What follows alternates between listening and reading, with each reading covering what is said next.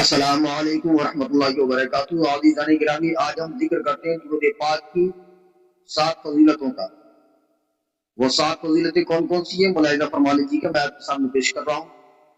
دوستو، درود پاک یعنی درود و سلام پڑھنے سے گناہ بخش دیے جاتے ہیں۔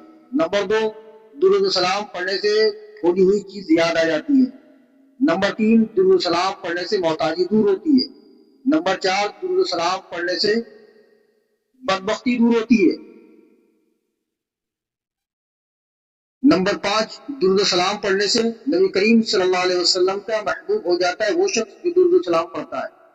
نمبر 6، درود و سلام پڑھنے سے دل زندہ ہوتا ہے اور ہدایت کا باعث بن جاتا ہے۔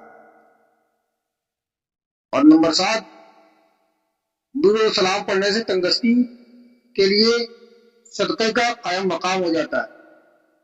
تو میرے عزیزو، درود پاک پڑھا کرو۔ آئیے میرے ساتھ پڑھیے نا۔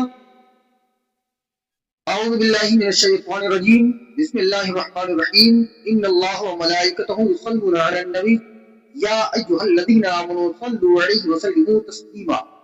اللہم صل علی سیدنا ومولانا محمد معدن الجود والکرم منبع العلم والحکم، علیک الصلاۃ والسلام علیک یا رسول اللہ صلی اللہ تعالی علیہ وسلم۔